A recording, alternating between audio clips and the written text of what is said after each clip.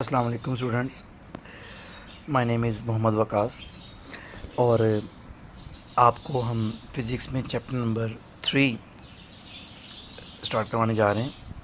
तो चैप्टर का टाइटल है डायनामिक्स। आप लोगों ने चैप्टर 1 में ब्रांचेस पढ़ी थी फ़िज़िक्स की। तो उन फ़िज़िक्स ब्रांचेस में सबसे पहली जो ब्रांच है वो आपने पढ़ी थी मैकेनिक्स। तो मैकेनिक्स के बारे में आपको अब बताते हैं कि आपने पढ़ा था कि मैकेनिक्स जो है basically it is the study of motion. तो वो जो स्टडी ऑफ मोशन है उसकी तरफ आते हैं। अब जो मैकेनिक्स है ना, इसकी फर्दर दो हमारे पास ब्रांचेस हैं। एक को हमने काइनेमेटिक्स कहा हुआ विच इज़ चैप्टर नंबर 2, और एक को हमने कहा हुआ dynamics which is chapter number 3। अब यहाँ पे ये जो डेफिनेशन है मैं उसको आपके लिए बोल्ड हाईलाइट भी कर रहा हूँ, बोल भी रहा हूँ। तो ये मेंशन है, the branch of mechanics that deals with the study of motion of an object and the cause of its motion. ऐसी ब्रांच मैकेनिक्स की जो कि जिसमें हम डिस्कस करते हैं, जिसमें हम डिस्कस किया करते हैं मोशन को, और एट द सेम टाइम हम डिस्कस करते हैं उसके कॉज को भी। उसका कॉज लाजमी हम डिस्कस किया करते हैं कि एक्चुअली अगर वो बॉडी मूव कर रही है तो उसके पीछे रीज़न क्या है। तो ऐसी ब्रांच मैकेनिक्स की जिसमें हम स्टडी ऑफ मोशन तो करते हैं but at the same time cause of motion को भी डिस्कस किया जाता है। इस तरह की मोशन को, इस तरह की ब्रांच को हम डायनामिक्स कहा करते हैं। तो this one is the definition of the title. आपको 2-3 डायग्राम्स दिखाई जा रही हैं। बेसिकली इसमें सबसे पहले जो डायग्राम बताई जा रही है कि एक बैट्समैन जो है ये एक बॉल को पुश कर फोर्स लगा रहा है। बेसिकली एक पर्सन है वो दीवार को पुश करने की कोशिश कर रहा है। थर्ड डायग्राम में जो गोलकीपर है वो एक बॉल को रोकने की कोशिश कर रहा है, फुटबॉल को। तो actually these are the definitely examples जिसमें हम फोर्स जो लग रही है किसी बॉडी पर, मोशन बेसिकली उसकी कॉज को भी डिस्कस किया करेंगे। तो चंद एक डेफिनेशंस हैं, शॉर्ट टाइप, बहुत इंपॉर्टेंट है। तो फोर्स है, इनर्शिया है एंड मोमेंटम है। तो आइए इनके बारे में पढ़ते हैं। अब जैसे कि आप सबसे पहले फ़ोर्स के बारे में क्या बयान कर सकते हैं कि फ़ोर्स जो है एक्चुअली जब आप किसी दरवाज़े को ओपन करते हो, या तो उसको पुश करना पड़ता है या पुल करना पड़ता है। तो पुश और पुल दरअसल फ़ोर्स है। अब एक पर्सन है, वो एक डायग्राम ये भी है दिस वन।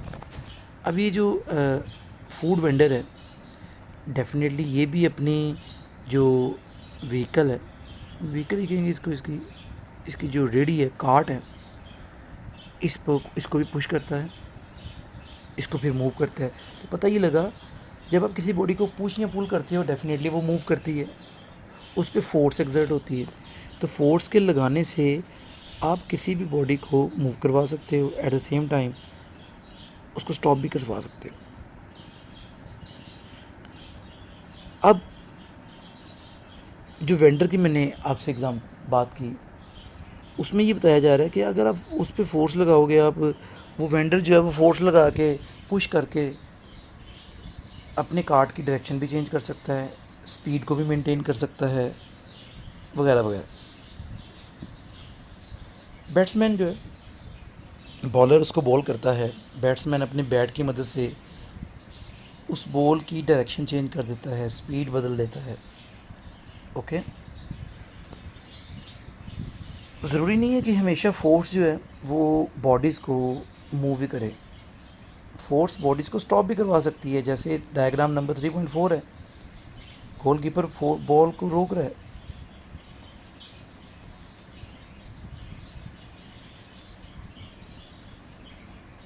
लेकिन डायग्राम नंबर 3.3 इसमें एक बंदा जो है वो वॉल को पुश कर रहा है, फोर्स लगा रहा है, क्या वॉल मूव कर सकती है उससे? नो, नहीं कर सकती।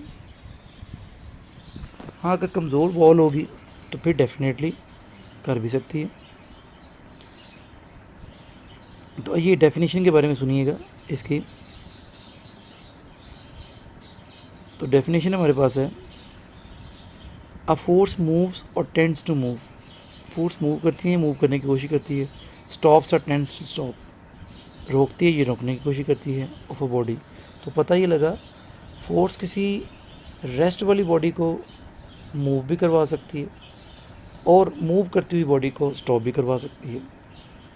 फोर्स किसी बॉडी की डायरेक्शन को चेंज कर सकती है, किसी बॉडी की शेप को भी चेंज कर सकती है। What happens when you press a balloon? Balloon पे भी तो फोर्स लगा रहे, क्या हुआ? आप के पास नाइफ है एक और आप एप्पल काट रहे हो, क्या होता है? एप्पल की पहले शेप कुछ और होती है, बाद में कुछ और शेप हो जाती है। तो पता ही लगा, फोर्स सिर्फ डायरेक्शन ही नहीं बल्कि शेप और साइज़ को भी चेंज कर देती है। याद रखिएगा, इंपॉर्टेंट बात है ये। इनर्शिया। अब इनर्शिया के बारे में इंटरेस्टिंग बात आपको पता होनी चाहिए कि इनर्शिया किसे कहा जाता है। तो सबसे पहले अगर हम थोड़ी सी बात ऑब्जर्व करें तो क्या, गलीलियो ने एक बड़ी सिंपल सी एक्सपेरिमेंट किया। गलीलियो ने बहुत ज़बरदस्त एक्सपेरिमेंट किया एक। उसने जो एक्सपेरिमेंट किया, उसने कहा कि जी, अभी कॉमन सेंस की बात थी कि जो लाइट ऑब्जेक्ट्स होते हैं ना, हल्के, उनको मूव करना या स्टॉप करना as compared to heavier ones मुश्किल भी है। देखिए ना, आप लाइट बॉडी को बड़ी आसानी से मूव भी करवा सकते हो, स्टॉप भी करवा सकते हो। कैसे? आपके पास एक छोटा सा स्टोन है, पेन है, लाइट है, हल्का है, आप उसको मूव करवा सकते हो आसानी से। कोई आपकी तरफ फेंके तो आप उसे रोक भी सकते हो। It is very easy to stop और move the lighter objects. Heavy कोई पत्थर आपकी तरफ, बड़ा पत्थर फेंके, ईंट फेंके, तो definitely it will be very tough for you कि आप उसे स्टॉप कर सकें। ओके, तो heavier objects are difficult to move और if moving the difficult stop. तो जितने भी हैवी ऑब्जेक्ट्स हैं, पहली बात तो ये कि उन्हें मूव करवाना मुश्किल है। जब एक दफ़ा मूव कर रहे हो तो उन्हें स्टॉप करना मुश्किल है। Newton concluded that every body resist to the change in its state of rest or uniform motion in straight line. He called this property of matter as inertia. He related inertia of a body with its mass. Greater is the mass of a body, greater is its inertia. Inertia को हम mostly math से relate किया करते हैं। Pink box में definition भी mention है। Inertia किसी भी मटेरियल की प्रॉपर्टी होती है, ऐसी property due to which it can resist any change in its state of rest or motion. तो the property of defending itself, अपनी स्टेट को डिफेंड करना, चाहे वो रेस्ट पे हो चाहे वो यूनिफॉर्म मोशन में हो, पर होनी स्ट्रेट लाइन में चाहिए, हम उसको इनर्शिया कहा करते हैं। एक्सपेरिमेंट है, इसको आप खुद पढ़िएगा, आप अंडरस्टैंड कर जाएंगे। मोमेंटम। अब मैं आपको यहाँ पे एग्जांपल दूँ तो आपको बहुत ही इंटरेस्टिंग बात शो होगी यहाँ पे। वो ये है कि जो दो एग्जांपल्स दे रहा हूँ। बुलेट अगर इसको फायर किया जाए, बड़ा काम है ऐसा उसका, गोली का, क्या कोई रोक सकता है उसे? कोई आगे सामने कहे जी मैं रोक सकता हूँ उसे, हाँ जी मैं रोक सकता हूँ, इट इज़ नॉट पॉसिबल। कितना स्मॉल मैस है, पर जब ये किसी बॉडी के साथ हिट करेगी, इसका इम्पैक्ट ख़तरनाक होगा, बहुत ख़तरनाक होगा, क्योंकि उसका मैस तो बहुत कम है, एट द सेम टाइम उसकी स्पीड बहुत ज़्यादा है। अगर हम दूसरी एग्जांपल की बात करें, loaded truck, heavily loaded truck है, अगरचे उसकी स्पीड बहुत कम होगी, पर जब वो किसी बॉडी के साथ टकराएगा विद लो स्पीड, क्योंकि मैस उसका इनर्शिया बहुत ज़्यादा होगा, इसलिए इम्पैक्ट उसका भी ख़तरनाक होगा। तो मैस और वेलोसिटी के कम्बिनेशन से एक नई टर्म वजूद में आती है, that term is called momentum. तो तो किसी भी बॉडी का मैस और वेलोसिटी का जो प्रोडक्ट होता है उसको हम मोमेंटम कहते हैं। तो दोनों की बात कर रहे हैं हम। ऐसी फिज़िकल क्वांटिटी को हम मोमेंटम कहेंगे जिसमें मैस और वेलोसिटी को इंक्लूड किया जाएगा। मोमेंटम को पी से रिप्रेजेंट करते हैं। इसे बोल्ड होना चाहिए क्योंकि एक वेक्टर क्वांटिटी है। इसका फॉर्मूला मेंशन है मैस इंटू वेलोसिटी। वेलोसिटी के ऊपर बी एरो हेड होना चाहिए, मींस बोल्ड होना चाहिए। मोमेंटम एक वेक्टर क्वांटिटी है जिसके ऐसा यूनिट आपके सामने मेंशन है। मैस के किलोग्राम होते हैं और जो वेलोसिटी है उसके मीटर पर सेकंड होते हैं। इसके एक और यूनिट होते हैं न्यूटन सेकंड, याद रखिएगा, न्यूटन सेकंड भी इसी के यूनिट होते हैं। तो इन टॉपिक्स में हमारे पास जो आइडिया हुआ चंद एक टर्म्स का था। अब बेटे हमारे पास नेक्स्ट जो टॉपिक इसी में है वो न्यूटन्स लॉज ऑफ मोशन। अब न्यूटन के जो लॉज ऑफ मोशन है ये बहुत इम्पॉर्टेंट है। न्यूटन ने 3 लॉज प्रेजेंट किए, Newton's first law of motion, Newton second law of motion, Newton's third law of motion.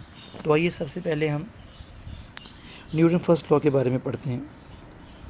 तो न्यूटन जो फर्स्ट लॉ है बेसिकली बड़ा एक फंडामेंटल लॉ है। उसने कहा कोई भी बॉडी अगर रेस्ट पर होगी तो उसे रेस्ट पर रहना चाहिए, और कोई भी बॉडी अगर यूनिफॉर्म वेलोसिटी से मूव कर रही है तो उसे यूनिफॉर्म वेलोसिटी से मूव करते रहना चाहिए अगर उस पर किसी तरह की कोई एक्सटर्नल नेट फोर्स ना लगे। ओके, मैं आपको इसकी एग्जांपल कुछ समझा रहा हूँ। It is mention here, first paragraph की आखिरी लाइन पढ़िएगा, उसमें लिखा हुआ है for example a book lying on a table remains at rest as long as no net force acts on it. एक किताब है, बुक है, वो टेबल पे पड़ी हुई है, वो ता क़यामत पड़ी रहेगी अगर उसे कोई छेड़ेगा नहीं, उठाएगा नहीं, मतलब उस पर फोर्स कोई नहीं लगाएगा। बिल्कुल इस तरह से अगली बात सुनिएगा। ये तो मूविंग ऑब्जेक्ट की बात करने लगे हैं। Moving object does not stop moving by itself. अपने आप तो कोई मूविंग ऑब्जेक्ट नहीं रुकेगा ना जब तक उस पर कोई ब्रेक्स न लगाइए।